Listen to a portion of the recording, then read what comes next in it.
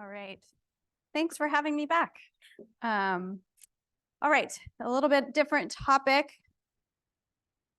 Vaccine update. And obviously, I'm not going to get through all the vaccines. Similar to the last talk, we can't talk about everything, but I'm going to hit the highlights, hopefully, and I'll leave some time for questions because I'm sure there'll be some questions. So I don't have any conflicts, but as an ID provider, I am pro-vaccine. So hopefully you're here to also be pro-vaccine with me. Learning goals and objectives. So I was tasked with talking a little bit about the lower rates of uptake with childhood vaccination. I'm just going to talk about one in particular that's a controversial, and then just review some epidemiology of some diseases and of some vaccine-preventable diseases and the recommendations around those vaccines, in addition to viral hepatitis and some newer vaccine recommendations. So our competition in our pro-vaccine people that we are is that there's just so much information. And I think we learned that with COVID vaccination, that when people are faced with just overwhelming amounts of information about things, it's hard to discern what is true and what is not true. And I thought this was interesting because just a few people can actually lead to massive amounts of information that gets just promulgated everywhere and on social media, and people just take that as fact. And so just a few people's opinion can be really detrimental to our efforts. So it's really important for us to all be on the same page about why vaccines are important for these diseases. So just a case to highlight, a mom brings in a 12-month-old child to a routine visit. She doesn't want her child vaccinated due to concern, possible link between MMR and autism. So what do you advise? So this is not an uncommon scenario, and I'm sure the pediatricians in the room have heard parents talk about the possible detrimental effects of vaccine and how there's just too many vaccines and how could that possibly be good for our children.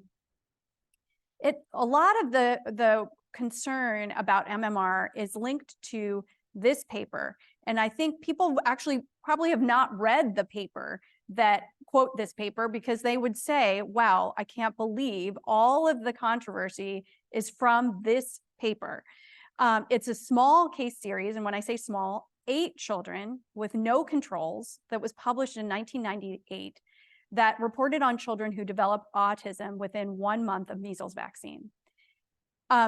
This is really not how science is done today, hopefully, and would not ever be published in a prominent medical journal like The Lancet at this time. They made some claims about the vaccine traveling to intestines and causing all this damage without actual evidence of that. And since that time, there have been numerous studies looking that have shown absolutely no link, but still, we can't get this out of our mind and some people's mind. The paper was actually retracted. The scientist has been discredited, but the damage has been done. One of the biggest studies that was published over 20 years ago was a Danish cohort study that showed that there was strong scientific evidence that MMR vaccine does not cause autism. The timing of the vaccine in relation to the timing of the occurrence of event is what's concerning, but these are developing kids' brains, and to assume causality is really challenging. The other thing that I like to underscore particularly with measles vaccine is that the true risk of infection, complications from infection, are so much higher than the complications of the vaccine. To have encephalitis or severe allergic reaction from the vaccine is about 1 in a million. There are some clear reasons why people are fearful or opposed. There's religious, philosophical objections. They feel that this is too heavy-handed, these vaccine mandates, efficacy, safety concerns. And some people think, well, why are we even concerned about measles anymore? Isn't everybody else vaccinated and we don't have to worry about our kids anymore? The best thing to do is actually just listen, try to understand their concerns, but provide accurate information. And the CDC actually has a really good website that, that gives talking points about how to talk to parents to encourage vaccination. One other thing I'll mention is that we do know that when in Washington State, actually, we were one of the lower vaccination states in terms of rates in childhood immunizations, particularly around MMR. And when they intervened and said, we need you to just have a medical clearance for exemption, you can't just mark exempt for whatever reason. And so parents were having to go to their providers and say why they didn't want the vaccination. Even if they had no intent of getting the vaccination when they went to that visit, just having a discussion with the provider led to significantly higher vaccination rates. And I think it's because people were just fearful and just marked that exemption. Now people can't do that anymore for exemption for whatever reason. You have to have a reason why you're exempting and have an informed discussion with the provider, your child's provider, about why. We know that COVID vaccination has been really controversial in lots of pockets of our country. And even though there was, when we had limited supply and there was, waiting and a rollout of vaccine to higher priority groups, to lower priority groups, and people were really anxious to get it at the beginning, what we've seen is that vaccination rate has dropped.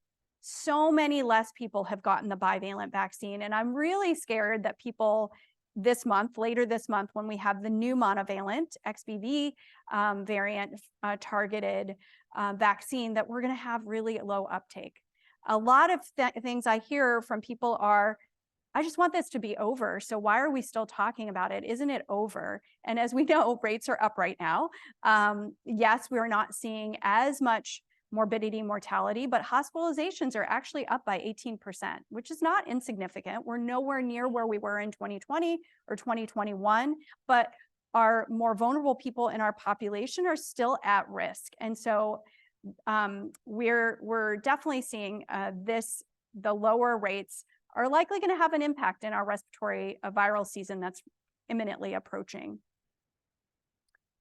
So measles. This is a good one to talk about because we just talked about the low vaccination rates for MMR in some patient populations.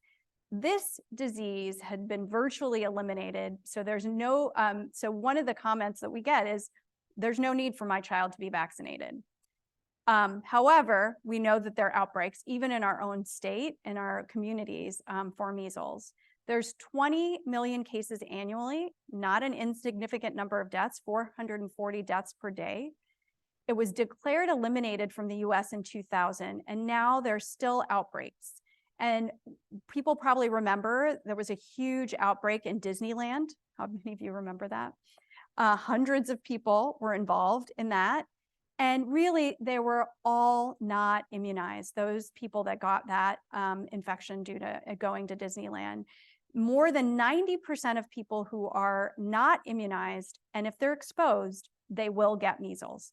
The vaccine is highly effective, but the infection is highly contagious. So this is a really good use of a vaccine when we've got a really good working vaccine and it's against a disease that's highly infectious.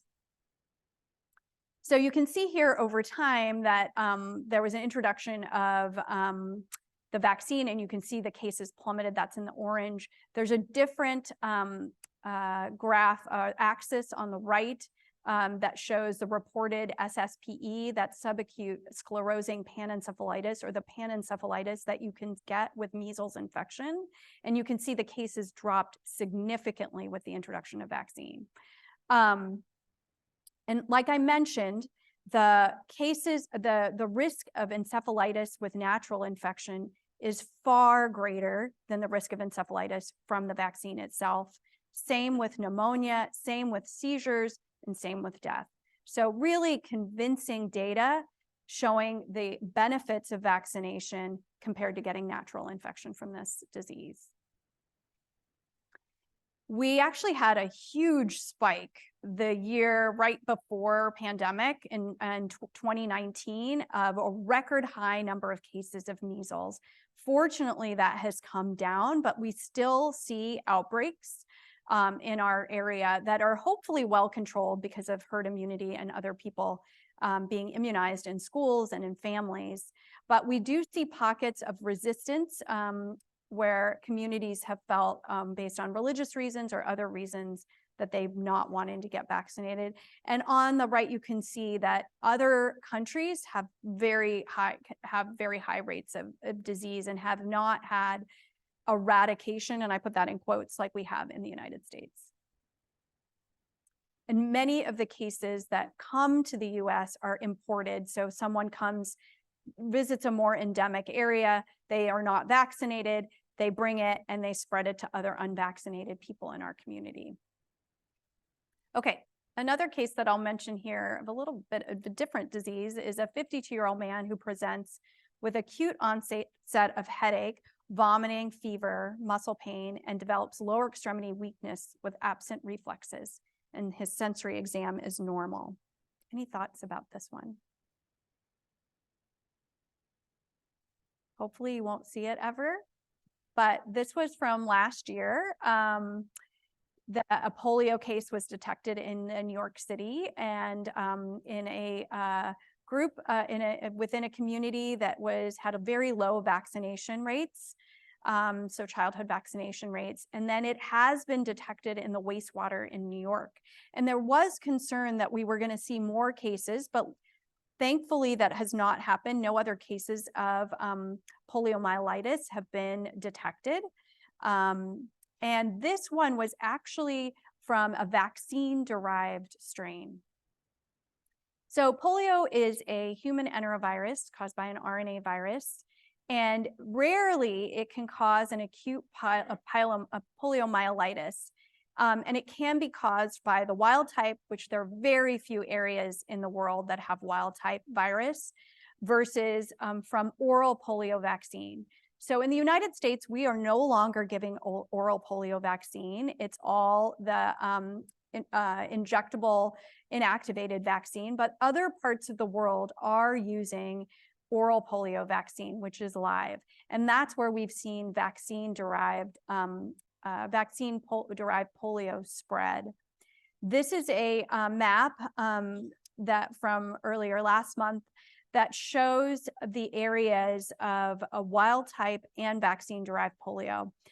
A few months ago, if you looked and it showed the previous 12 months, you'd see one tiny green dot in New York, but that is no longer the case. In the last 12 months, we have not had any in the United States. And you can see a lot of vaccine-derived polio throughout sub-Saharan Africa. And then the red spots there, in Pakistan, Afghanistan, you see on that border there that there is still a wild type polio, as well as an area in Mozambique. And so those particularly Afghanistan, Pakistan area has had ongoing wild type polio, but there is still a huge eradication program ongoing there. Like I said, it has a big spectrum of disease. Rarely can you see severe disease. It's mostly asymptomatic, mildly symptomatic. But when it is symptomatic with acute, it can present with acute flaccid weakness, and then with or without meningitis, and the weakness can progress. In terms of what best to do, it's really vaccinating for all of our unvaccinated patients to make sure that you're vaccinated. And so in those communities that had that one patient who got it, there was a big movement to make sure that everybody had vaccine. For patients who are traveling to areas where there's polio being spread, then a booster or active polio cases, particularly wild type, but also vaccine-derived type, then to consider vaccination booster in those patients. Okay, switching gears to herpes zoster. So there's an estimated 1 million cases of herpes zoster per year. This is not an infection, and we know that incidence gets higher in older age groups. And one of the big problems is that patients can have persistent pain, herpetic neuralgia that results that can sometimes really be debilitating. There is a much more potent vaccine in the last several years that was developed. That's the recombinant herpes zoster vaccine, also known as Shingrix. It is recommended for individuals 50 and older, regardless of prior history of herpes zoster. There's no need to wait a specific period of time after having shingles, but that just not during the acute episode. Unfortunately, it is 2 doses, and you need to wait 2 to 6 months apart. In the studies that led to its FDA approval, a significant number of people had local site reactions. So I do warn patients that they might have pain and maybe even a low-grade fever or achiness after the vaccine. Some newer recommendations in the last couple of years were that to give an immunocompromised host to give recombinant zoster vaccine for all individuals 18 and over. And this was based on this JAMA study that showed that in transplant patients that there was decreased incident herpes zoster risk with the vaccine compared to placebo, and patients tolerated it really well, and there was not any concerns regarding safety. As a reminder, it is not a live vaccine. The previous zoster vaccine was live, but this is a recombinant vaccine that is not live.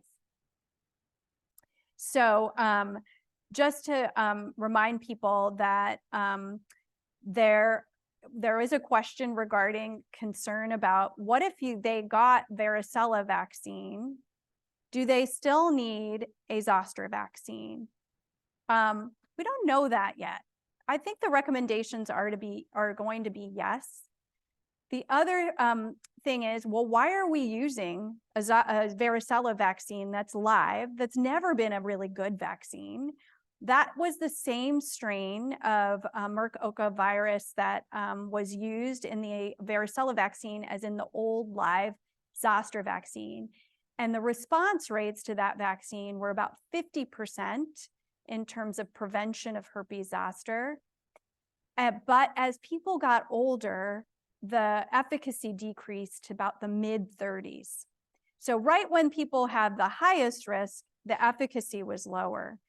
So why are we using this same vaccine in kids and in patients who are non-immune, this live vaccine, when we have a really good recombinant vaccine?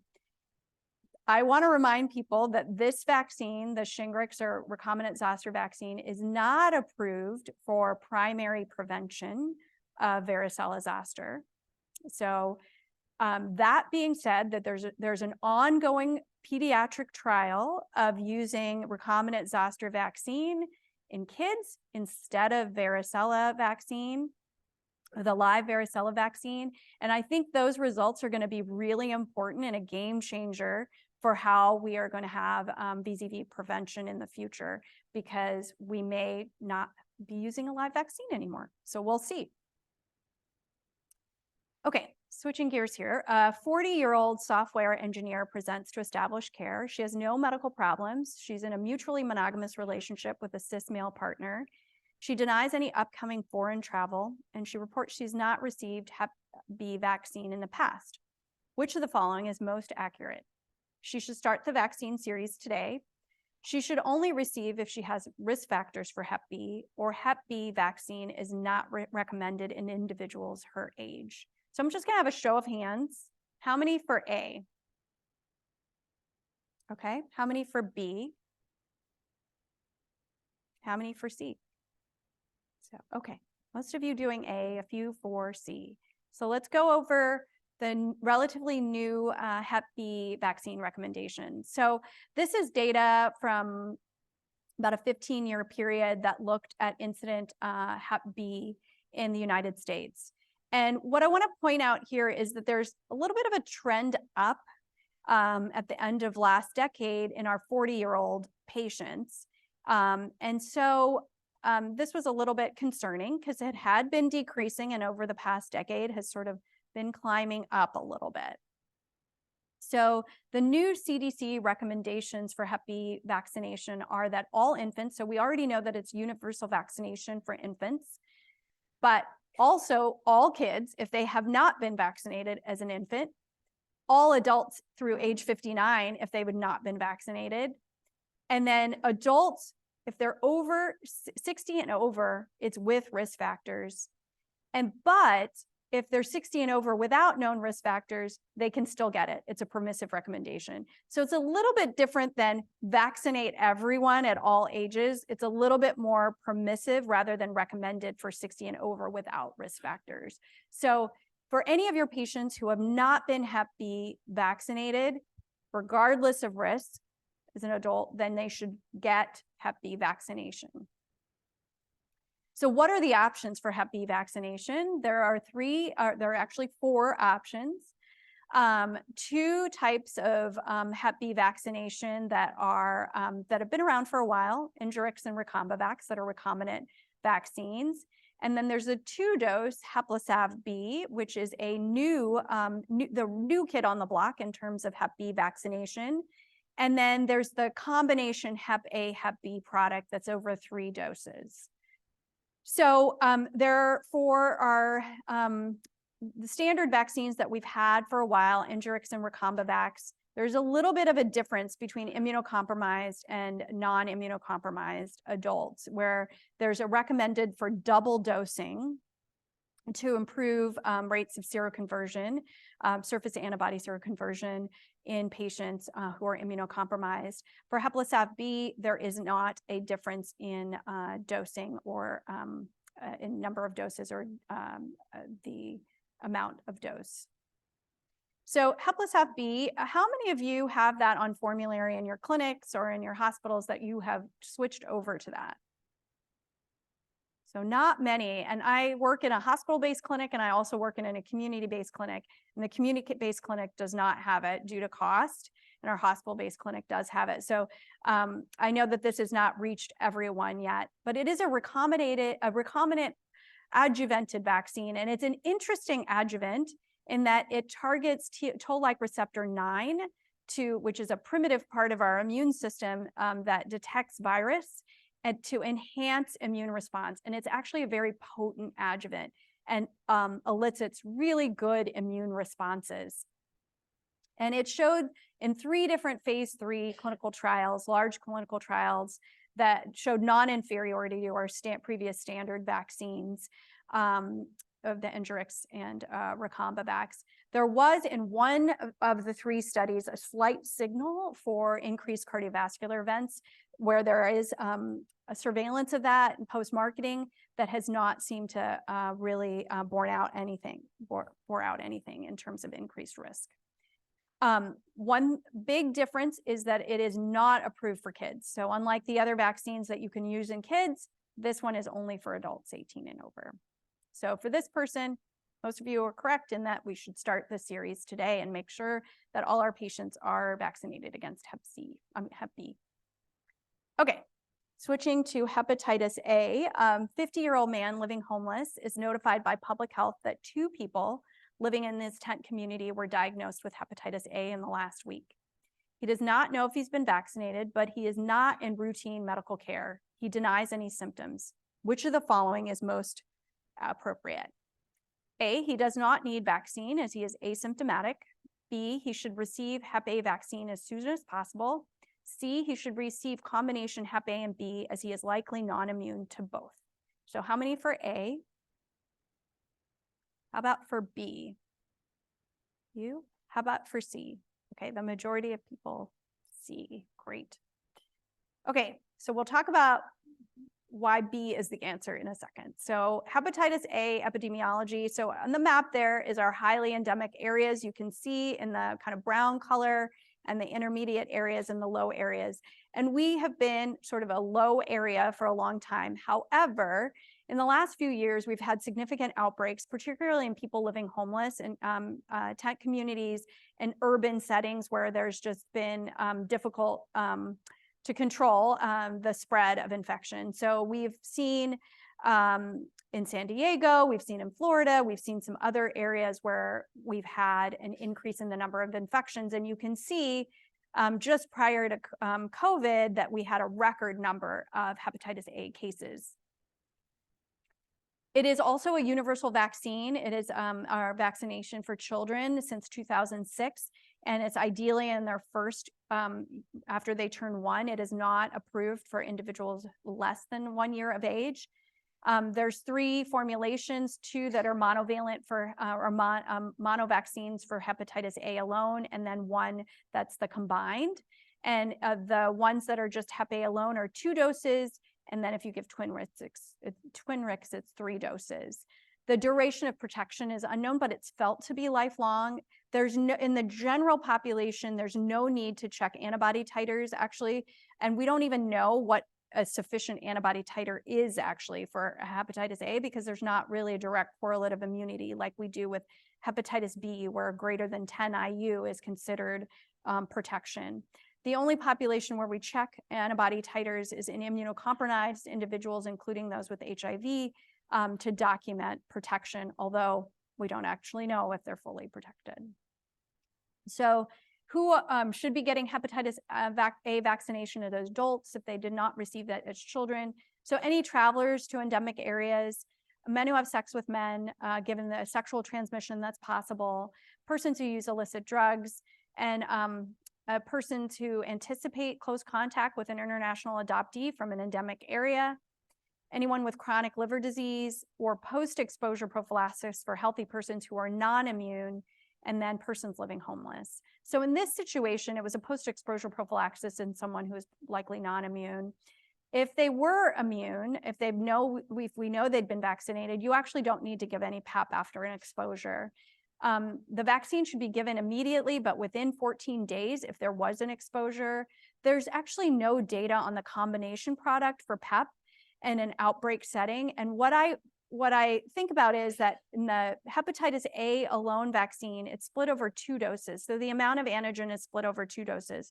But in the combination product, it's split over 3. So if they were only to get 1 dose, the amount is actually significantly lower in terms of eliciting antibody response. So that's why the 2-dose Hep A alone is preferred. And this guy should also get hepatitis B vaccine, but as a separate vaccine. For immunocompromised patients, immune globulin in addition to vaccine at a separate site so that they're protected. And for infants less than 12 months of age, because the vaccine is not approved in that age group, we would give immunoglobulin as soon as possible. So for this person, Hep A as soon as possible. Okay, 3 college students living in the same dorm were diagnosed with meningococcal meningitis serotype B. The resident advisor who lives on the same floor and has been in contact with one of the students presents for care to the student health clinic. She's asymptomatic and was already treated with rifampin for chemoprophylaxis when the first case was diagnosed.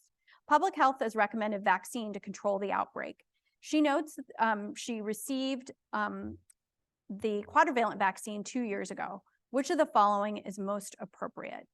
Should she start the Men B vaccine series today? Or should you give a booster quadrivalent vaccine today, or no additional doses of vaccine? Okay, who's for A, start the meningococcal B vaccine series today? Okay, how about give a booster dose of quadrivalent vaccine? Okay, and how about no additional doses? Okay, bit of a split there. So we'll talk about the vaccines, what's available and what's indicated.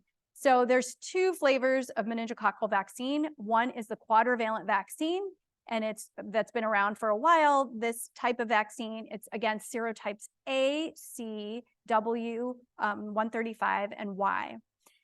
Menactra is no longer being made. That was one of the go-to along with Menveo. Menactra is now been taken over by Menquadfi, which I think is made by the same company. They're both conjugate vaccines. There's no longer a polysaccharide vaccine that used to be available, and that was the only one that was actually approved for 55 and over. even though it's approved for up to age 55, we do use these conjugate vaccines in individuals over 55 who may be traveling to the meningitis belt, for instance, because there is no other vaccine available. The Men-B vaccines are monovalent B vaccines, and there's 2 of them that they cannot be interchanged. And so if you start with one, you got to finish it with the same one. And there is a permissive recommendation for, or not permissive, but there are certain groups that we'd want to make sure get vaccinated. But this is not a vaccine that we give to everyone like we do with the quadrivalent vaccine. So it's recommended for people age 16 to 23 years of age at increased risk. The preferred age is 16 to 18. So during a meningitis outbreak, meningitis B outbreak, if they're asplenic functionally or anatomically, if they have a complement deficiency, if they're on eculizumab, which is a medication that interferes with complement, and it confers 1,000 to 2,000-fold increased risk of meningococcal meningitis. And then if you're someone who may have potential exposure, like I mentioned, it's the same vaccine that should be used for all doses. There was an outbreak of several years ago now of meningitis B at Oregon State University, and before kids were allowed to return to campus, everybody had to get vaccinated. So there is going to be a pentavalent vaccine soon. Stay tuned. It has already been submitted to the FDA. So that means all 5 are going to be in one vaccine, and it's going to be reviewed in October, waiting to hear how that'll impact the recommendations that we have now, where the quadrivalent is recommended for all kids, and then Men-B is with additional risk. So stay tuned for that. We may see some big changes. So for this person, because they have been in the setting of a meningococcal outbreak in that area, this person should get a meningococcal B vaccine series today. No need for a quadrivalent vaccine because they were already vaccinated against the quadrivalent serotypes and considered to be protected. Okay. 37-year-old cis male presents to established care. He smokes and he has no other medical issues. He received all his childhood immunizations and has been vaccinated yearly for influenza and is up to date on his COVID-19 vaccines. He has not received pneumococcal vaccination though. Which of the following is most appropriate? One, he does not need pneumococcal vaccination because he's under 65. He needs PCV20 alone. He needs PCV20 followed a year later by the polysaccharide 23-valent pneumococcal vaccine, or he needs PCV15 followed by the polysaccharide 1 year later and again in 5 years. So how many for A? How about B, C, or D? Okay, some of you did not vote, but that's okay. So we know that the highest risk for invasive pneumococcal disease and pneumococcal disease mortality is actually in our elderly patients. But we also know that there are risk factors for disease and for invasive pneumococcal disease in adults under 65. So who needs pneumococcal vaccination? People definitely 65 and over, but a lot of people in our practices probably that are younger than that, adults, anyone with chronic lung disease, heart disease, liver disease, smokers, and that's a huge group. Anybody diabetic, alcohol use disorder, asplenic, immunocompromising conditions. So a whole host of problems. We should be reviewing these patients to make sure that they have pneumococcal vaccination. We know that kids were getting conjugate vaccine for a long time. Conjugated vaccines are really highly effective at producing immunity. We also know that when routine pneumococcal vaccination was introduced in kids, it actually had an indirect impact on adults and led to decreased disease. And then we've had some various iterations of conjugate vaccine recommendations in adults over the years. And the most recent ones just came out in October of 2022. It's quite complicated, and it shouldn't be this complicated, but essentially every adult should get PCV20 if they have a risk factor. The issue is if they've already received pneumococcal vaccination of some sort, then there's a variability in timing of either 1 year after their prior vaccine versus 5 years after their prior vaccine. This is a really nice table that's in the ACIP website. There's actually also an app where you can plug in the patient's age and when they got last, and it tells you when to give them and what to give them. For the most part, PCV20 has replaced everything. PCV15 is also available, but if you give PCV15, then you have to give 1 more dose of the polysaccharide vaccine. And if you're just trying to carry 1 vaccine in your clinic, just carry PCV20. And then this is for adults 65 and over who have, if they haven't had risk factors before and they have not received PCV20 before, then they should get PCV20 at some point. So essentially, everyone should get PCV20 at some point. And this is the app that I'm talking about because sometimes it is really, really confusing about what time period you should wait. And if you're on the fly seeing a patient, you can just enter it really quickly in this app. A lot of the primary care doctors that we work with say that this is great to use. Okay, I'm going to end with RSV because I know it's the sexy one that everyone's talking about because it just came out. I don't know if it's that sexy though, sorry. But RSV is really common. It's one of the most common illnesses. And entering respiratory viral season, I'm sure we're going to see people with RSV. It's one of the most common causes of hospitalization in infants. In adults, it's typically mild or no symptoms, but there are categories of people where they are potentially at higher risk, and that's going to be our older individuals, particularly with comorbidities. RSV season typically starts right about now, pretty soon, and then it peaks in the winter. But we have seen cases, just like with flu, where we'll see it outside of our standard season.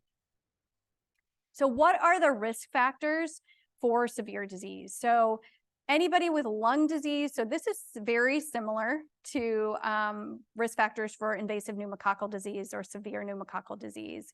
So anybody with cardiovascular disease, lung disease, immunocompromised, diabetes, neurologic disease, kidney disorders, liver disorders, hematologic disorders, or other underlying conditions that the healthcare provider determines might be. This pretty much is like a catch-all phrase, anybody who you think might be at risk.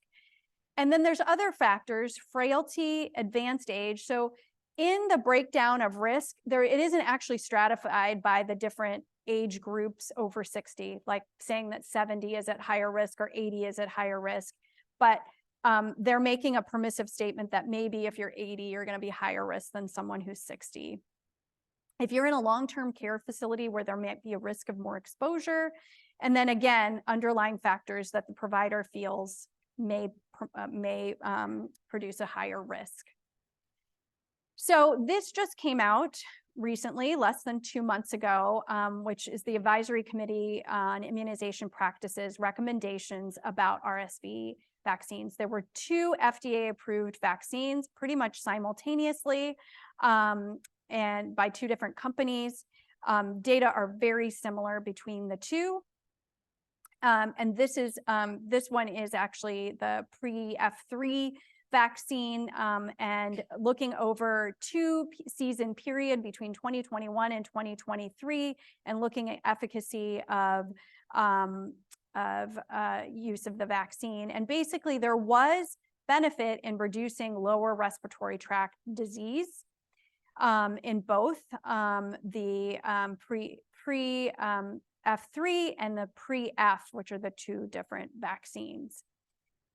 This is the safety data looking at it, and there are some concerns about reactogenicity events, essentially injection site reactions in the group, but the risk of serious adverse events was extremely low and similar to placebo. So what are the recommendations? So for this season, the ACIP recommendation is that individuals 60 and older may receive a single dose of either of the FDA-approved RSV vaccines using shared decision-making. So that's a pretty, not a robust recommendation, I would say. I'd say that in the scheme of things like that we recommend, like COVID vaccine, which is recommended, or influenza vaccine, this seems to be a little bit less of a strong recommendation. If you are going to vaccinate, try to do it before the onset of RSV season, meaning right about now. And it is okay to give with other vaccines, although there's not data, but there's not felt to be a immune interference that will develop based on this, based on what they know. So, counsel patients regarding importance of vaccination. I think providing evidence and discuss protection of others in the community if they're not concerned about themselves, concerned about their loved ones, their newborns, their elderly grandparents. We still see infectious disease outbreaks, so that argument that, you know, we're past these medieval type of infections and we shouldn't see them anymore, but we continue to have cases of outbreaks of hepatitis A and measles, for instance. Some vaccines may be used in the outbreak setting, for instance, hepatitis A and meningococcal vaccinations. And then to be able to do shared decision-making with patients, which I mentioned is in some of the recommendations by ACIP, you really need to know about the risks of the disease and the potential benefits of the vaccine to be able to counsel patients appropriately. Okay, thank you.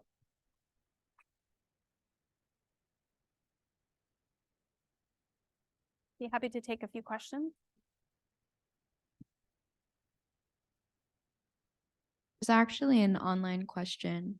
I have seen 2 patients post shingles vaccination, both Zostavax, who did develop shingles, not terribly unexpected, but had a protracted dermatomal pain for 10 to 14 days instead of the 1 to 2, prior to the onset classical rash complicating care.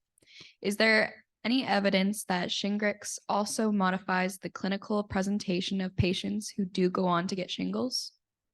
Yeah, that's a great question. So that patient who got Zostavax, as I mentioned, which is the live vaccine, the efficacy is much lower than with shingles vaccine. The data that led to its FDA approval, which is the large randomized controlled ZOE trials, they showed the efficacy was in the mid 90s. So the actual incidence of herpes zoster is much, much, much lower than, so it was highly protective against that. And if people do have clinical herpes zoster, it's going to be much milder.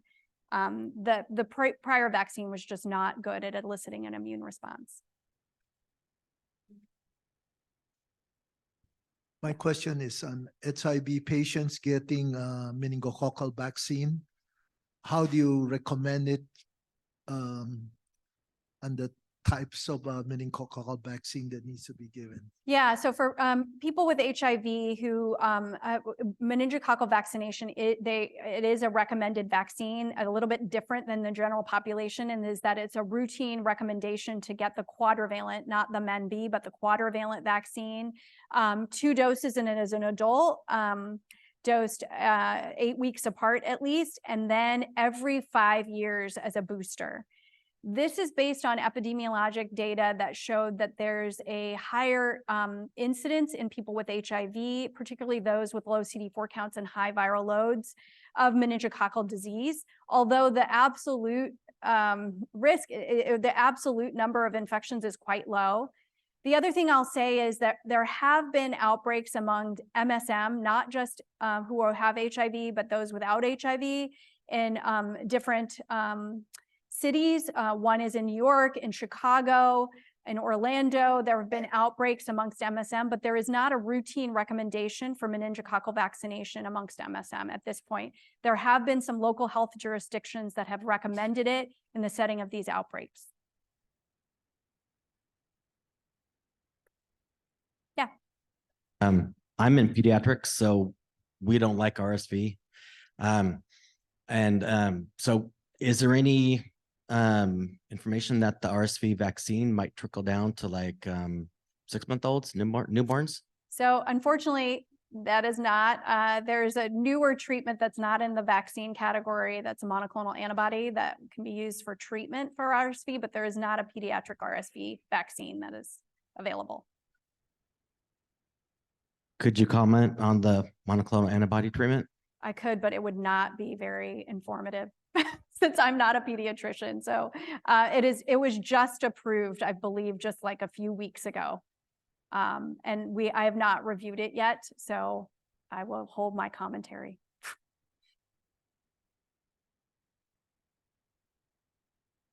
Hello, I'm Dr. Claire De Jesus, internal medicine. So we are screening for Hep C for adults and per recommendation. So what is your take on a Hep B for non-high risk patients? Hep B screening. Yeah, I think we should be doing Hep B screening. And because of that increased incidence in the United States over the last couple of years, particularly in our 40 age group, and vaccinating people who have not been vaccinated.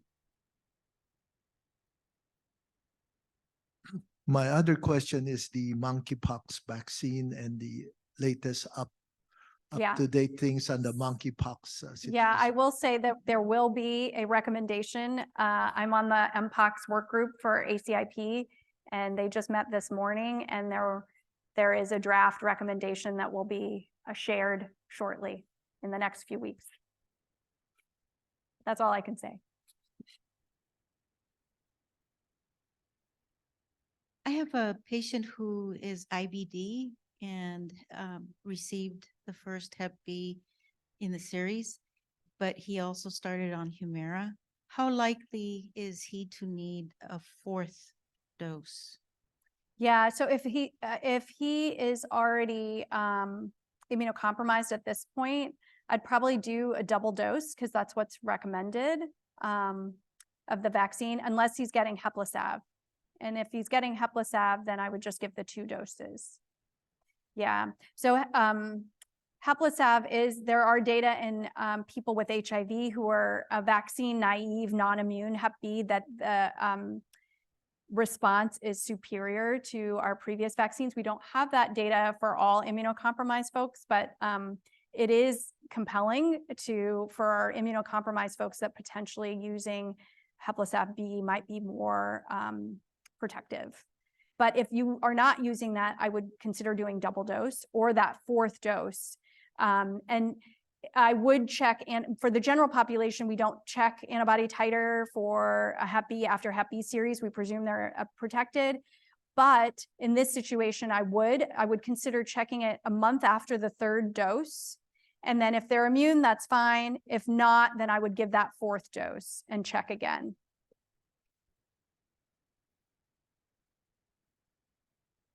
There's a question up here, but I don't think she has a mic. Oh, coming to you.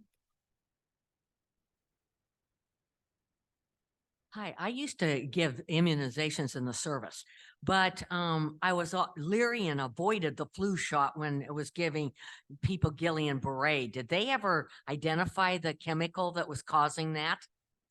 No, and it's not a total contraindication. There are new types of flu vaccine, and so I think I know it isn't giving it. Yeah. now. Yeah. So I was just curious if what it was that was giving people Guillain-Barré. Yeah, I mean, we know that it's like an adverse immunologic response, where there's, that your own antibodies attack you, but I don't know more about that, like what specific component. Yeah. We know that for COVID vaccine, history of Guillain-Barré is not a contraindication to get COVID vaccine, for instance. All right, I think that's it. So I'll let the next speaker speak. Thank you so much.